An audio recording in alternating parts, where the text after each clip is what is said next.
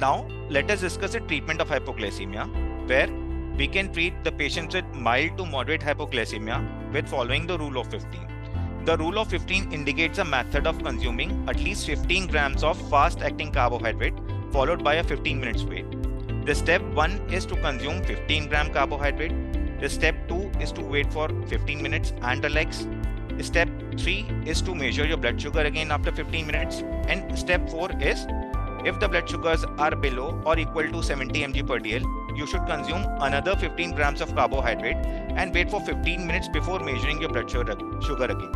यानी कि अगर आपको माइल्ड या मॉडरेट हाइपोग्लाइसीमिया हो रहा है, यानी कि आपकी अगर शुगर 70, 75 या 80 के आसपास है और आपको हाइपोग्लाइसीमिया या शुगर कम होने के लक्षण लग रहे हैं, तो आप रूल ऑफ हाइपोग्लाइसीमिया फॉलो कर सकते हैं, जिसमें आप सबसे पहले अगर आपको इस चीज़ के सिम्टम्स आ रहे हैं या अगर आपको ऐसा लग रहा है कि आपकी शुगर कम हो रही है, तो आप इमीडिएटली अपने फैमिली के किसी भी मेंबर, किसी भी परिवारजन या किसी भी दोस्त को इसके बारे में बता सकते हैं कि मुझे ऐसा लग रहा है कि मेरी शुगर कम हो रही है, आप मेरी शुगर की जांच कर लीजिए।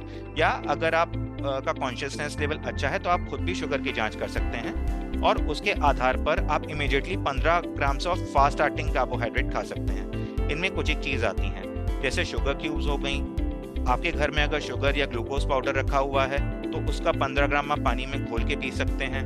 आप 1 या 2 चम्मच हनी ले सकते हैं। ऐसी कुछ चीज़ें जो कि आप अपने घर में रखे हुए हैं, जैसे ग्लूकोज टैबलेट्स हो गए या ग्लूकोज जेल्स हो गए, आप उनको भी कंज्यूम कर सकते हैं। और उसको लेने के बाद आपको 15 मिनट वेट करना है और रिलैक्स करना है। ये ध्यान रखिए कि अगर आप ज़्यादा स्ट्रेस लेंगे या अपने आप को ओवर एक्सर्ट करेंगे तो उस कारण भी आपकी शुगर कम हो सकती है। इसीलिए आपको उस पीरियड में रिलैक्स होना बहुत ज़रूरी है।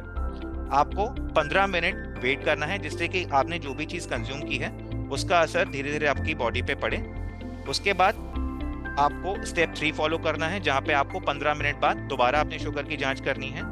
और स्टेप 4 ये है कि अगर आपकी शुगर अभी भी 70 या 75 के आसपास है या 70 mg पर dl से नीचे है, तो आपको इमीडिएटली 15 ग्राम कार्बोहाइड्रेट जो कि फास्ट एक्टिंग है उसको दोबारा कंज्यूम करना है।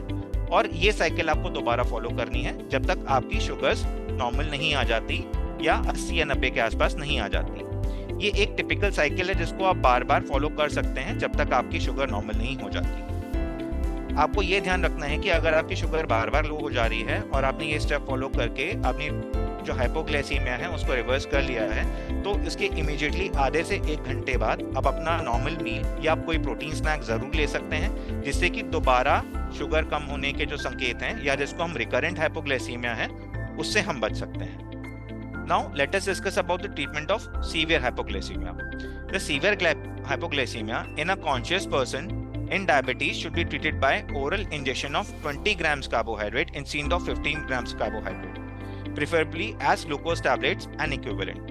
And the blood sugar should be retested in 15 minutes and retreated with another 15 grams of glucose if the blood sugar levels are below 70 mg per dl. मतलब हम जो cycle mild to moderate hypoglycaemia के लिए follow कर रहे थे या rule of 15 mild to moderate hypoglycaemia के लिए फॉलो करते हैं, उसी साइकिल को या उसी रूल को हम सीवियर हाइपोग्लाइसेमिया में भी फॉलो कर सकते हैं, बशर्ते पेशेंट कॉन्शियस हो या पेशेंट को अपनी स्थिति के बारे में पता हो।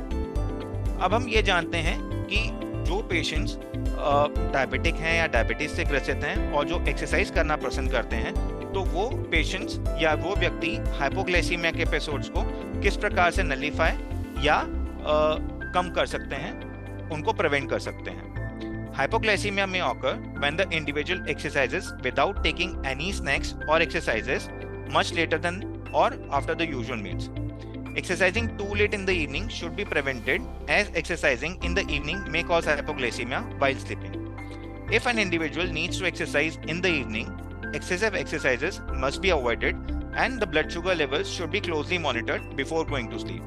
And the exercise time should be increased first, followed by exercise intensity once an individual has adapted to a greater exercise time.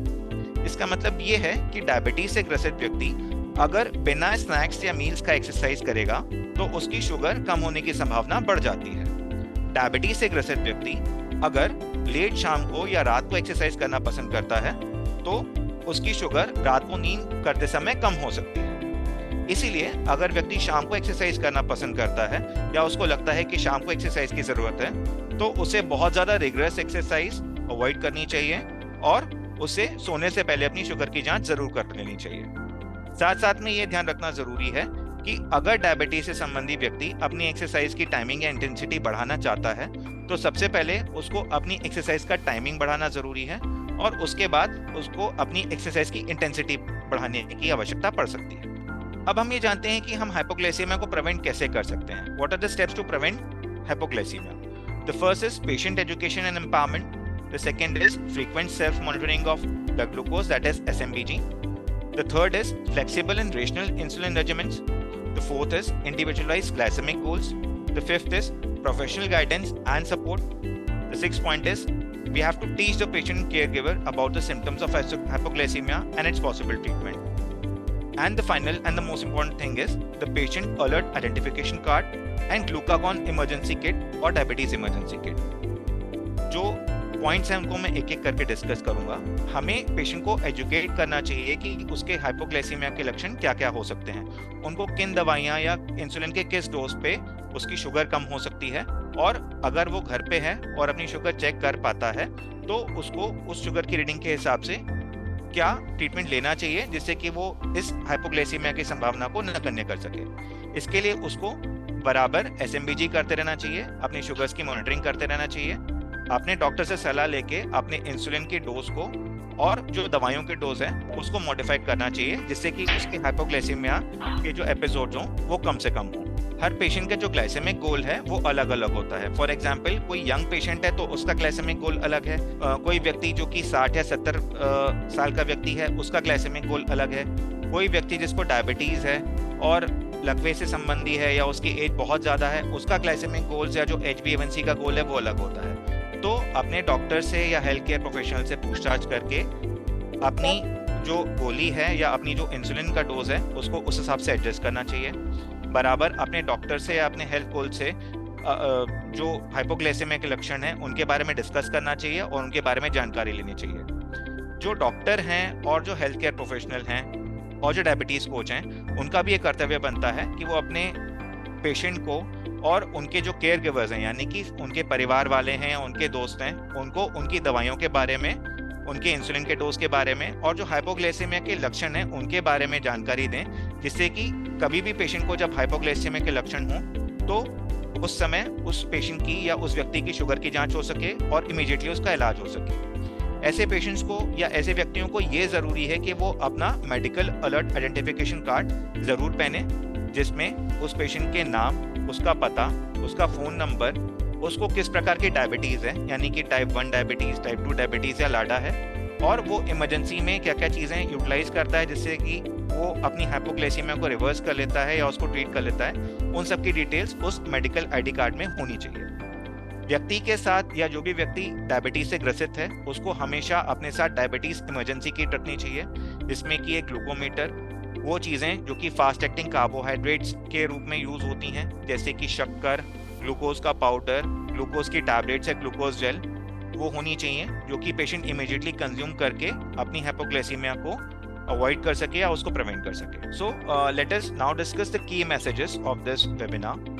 We must know the signs and symptoms of low blood glucose level. Not all symptoms will be present and some individuals may have other or no symptoms. Carry a source of fast acting carbohydrates with you all the times like glucose tablets, biscuits or a juice. The patient needs to wear diabetes identification tablet for most of the times. And we need to talk with diabetes healthcare team about the prevention and emergency treatment of severe blood glucose, low blood glucose levels associated with confusion, loss of consciousness or seizure. Thank you so much.